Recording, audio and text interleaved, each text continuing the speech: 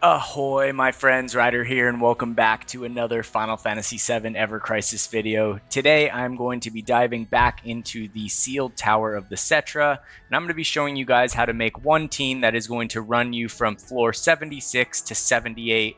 I tried to put it together a team, guys, that could run you guys through 80, but I'm not going to lie, floor 79 and floor 80 are quite a bit of a jump from anything that we've seen since the new floors have been added. That being said, I'm going to show you guys the team I'm running for floor 76, 77, 78. These enemies are not going to be too bad at all. As you can see, the battle effect is going to change for these floors. We are going to have enemy physical defense increased by 50% along with their HP for all three of these floors we will be going in on. However, all these enemies that you guys see here are going to be basically weak to lightning. So I am going to be bringing a lightning Cloud into this match. It's been a while since we got to see Cloud brandish his Murasame in battle. So yeah, I'm pretty excited going into this to be able to use the old gear. It does feel like power creep is moving along in the game, and we're getting further and further away from the old original elemental arcanums. But I still like to use them, and I'm still going to use them when and wherever I can.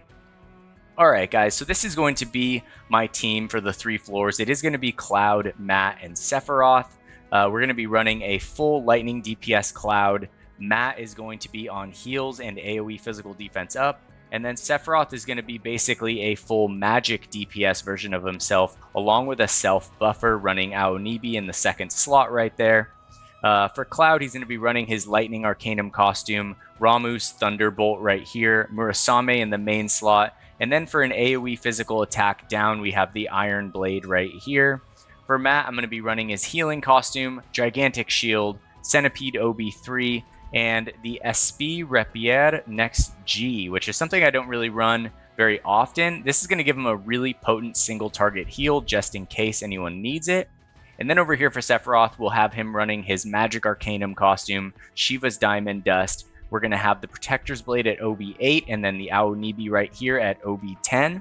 For the materials, I'll be running 3 Healing Asuna Fatigues, but mostly what you need is Healing Asuna Darkness. As you can see, this was a team that I was kind of mix-matching between floors 76 through 78 and 79, hence the extra fatigues. But what's important here is at least to have 1 fatigue and at least 1 Healing Asuna Darkness right there. I am going to bring a Lightning Breach on Matt right here, along with a Thundara on Sephiroth for some extra magic damage, and then all of the sigils are going to be circle. However, you don't need to necessarily spec any specific sigil for these battles. There is no like natural boss with an actual sigil break, except for maybe on floor 78. Let me just check really quick. So you can just spec your sigils to give you guys the best stats you need. So yeah, even the Bloody Worm on floor 78 does not have an actual sigil break, so there's not going to be anything wrong with going with any of the sigils. Alright, so to go into the actual characters right here, we are going to have Cloud Strife at 98,000 power, 9.3k HP, 3.1k physical attack, 136 physical defense. His R abilities are going to be right here for you guys to see, along with here, highlighting lightning potency right here and physical attack, as he is our primary DPS. His sub weapons are going to be the crystal gloves right here. We're also going to be running the broadsword axis for the physical attack lightning potency, and the SSR 1976 for the boost HP lightning potency right there. Jumping over to Matt Winsord right here, he has 72k power, 8.5k HP, 2.3k magic attack, 146 physical defense, and 139 magic defense with a solid 2.4k healing.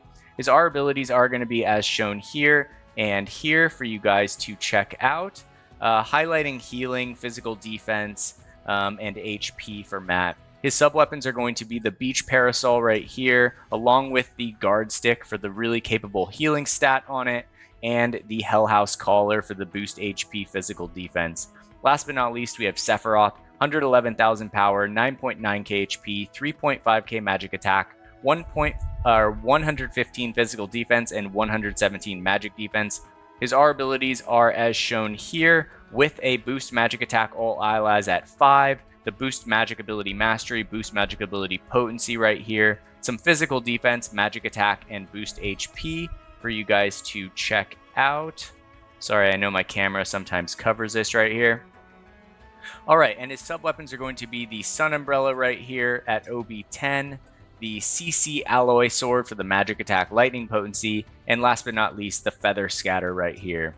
Alright guys, well that is going to make up the team. As you guys will see, these battles are not too terribly hard. I'm just going to be going through them one at a time. I'll point out little tricks here and there that I think will be beneficial, but for any of you guys that were able to beat 71 through 75, these should be no problem whatsoever. Alright, so we're going to target the blue elemental first. I'll open with a lightning breach, and Cloud will go into Thunder Strike. Sephiroth will start with Frenzied Stance, bring up his magic attack. Alright, here we go. We'll get off another Protector's Blade. You want to be careful not to kill the blue elemental, as it does a good amount of damage when you get it into the red. Alright, so I will drop one Thundara right here. Boom, switch over to the Tenowatt. And, well, looks like he just exploded for nothing. Alright guys, so that's going to be wave 1 at floor 76. Alright, going on to wave 2, I'm going to take out the little Wiggly Hopper first. Alright, actually I'm just going to go for the full Protector's Blade run right here. Alright, here we go. Wiggly Hopper down, Tenowatts are the only thing that's left. Matt is just going to focus on keeping everyone's HP up. And let's get some damage here. Cloud is going to take one of these guys out.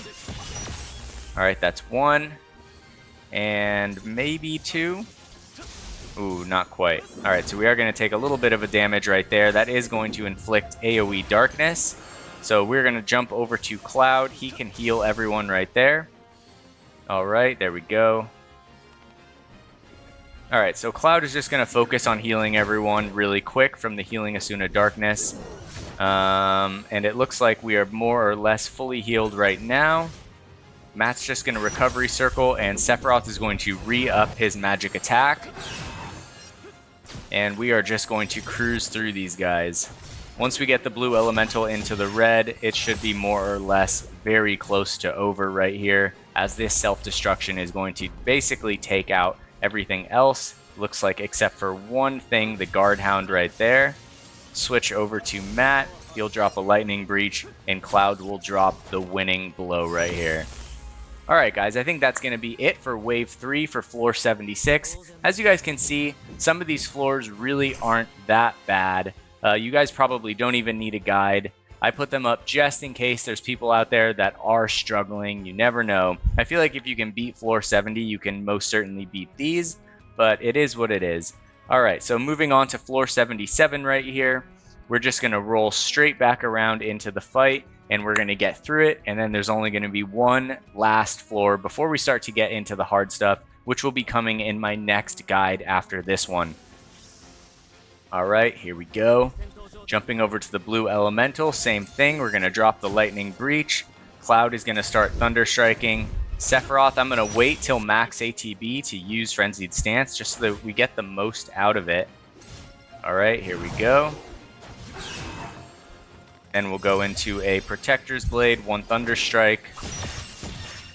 Alright, there we go. I'll drop one Thundara just to get the blue elemental into the red.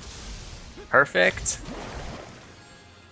And here we go. It looks like we accidentally killed the Cerulean Elemental. That's unfortunate, but it's alright. None of these guys are too terribly hard. Alright, there we go. I will drop the Thundara right here, and it is almost dead. We'll finish it off with Matt's Ruin Row right there. Alright, so that's going to be Wave 1, moving into Wave 2. Alright, so I'm going to take out the Balor Jack because these guys can poison you, just so you guys know. They are kind of annoying. Alright, with Matt, we're just going to keep on healing. Sephiroth will go into Protector's Blow, and Cloud is just going to be picking off these guys one at a time. Alright, there we have it. Beautiful. Alright, Wave 2 down, 1 to go. Let's go. Alright, first things first, I am going to take out the Balor Jack. We don't want to get poisoned. We don't have a Healing Asuna Poison. Once the Balor Jack goes down, we will switch over to the Cerulean or the blue elemental right here. All right, toss some Thundaras. All right, Cloud will jump into Thunder Strike. That's going to be almost putting him in the red right there. All right, after we get him in the red, I'm going to switch over to the Guard Hound so as to not accidentally kill it. All right, that'll take a big chunk out of the Guard Hound, and we are almost through this dungeon, guys. All right, here we go. And I think we're basically there, guys. I would drop the summons, but it seems like overkill at this point. All right, I think that's wave 2 or wave 3 for floor 77. All right, wave 3. All right, guys, so that is going to be the end of floor 77. As you guys can see, more or less pretty dang chill so far. Nothing to worry about. If you guys are here, you're probably just going to be cruising through these. All right, so moving into the next one. This one is going to feature the Bloody Worm. Its immunities are Darkness, Silence, Stun, Fatigue, Fog. You cannot break its attacks, but you can break its physical defense down. It does grant physical attack up with Gather Strength, hence the sub-weapon on Cloud right here, which is something that I never used before, so I wanted to use it today. It is the Iron Blade, and it does have an AoE physical attack down. All right, let's go. I'm just going to jump straight into this fight. All right, guys, here we are going into floor 78. At the beginning of this fight, we are going to take out the Aqua Rangda first, just because they start casting a big AoE right at the beginning. Once that guy goes down, we are going to focus our efforts on the blue elemental over here. Sephiroth can just spam Protector's Blow. All right, there we have it. Cloud is just going to be using Thunder Strikes right here, just to get this blue elemental down into the red, though Sephiroth might be taking out that blue goo before on the other side over there. All right, let's see. Let's get him down into the red, and he's going to self-destruct and hopefully kill that blue goo over there before he gets off that cast. Pretty close. Let's see. Sephiroth will finish him off. All right, that's going to be wave 1. Just so you guys know, wave 3 is still going to be a little bit tricky right here. All right, so Cloud is going to start off on the Rangdas. All right, here comes the second Rangda. It should be one hit from Cloud here. All right, now the only thing we got left is this Balor Jack. Now, what we want to do is prepare for the next fight. So Sephiroth is going to Frenzied Stance. I'm going to let their ATB get all the way full. Actually, Cloud is just going to take it down. All right, Cloud, you bastard. Just got to kill him before we're ready. All right, guys, in this fight, we are just going to focus the worm right here, right now from the start. All right, so I'm going to go Protector's Blade. We already have the magic attack buff. Okay, I'm going to Recovery Circle, Thunder Strike, and we're just going to be going as much as we can, trying to take down the worm as fast as possible. Do not worry about the other adds. That is an easy way to get killed in this fight. All right. All right, so just keep your HP up. Do as much damage as you can. Hopefully you can get off the summons before this guy starts to cast. All right, here we go. And there we go. There's Judgment Bolt. I'm just going to cast this right here. And once we get this next hit off, this fight is going to be basically in the bag.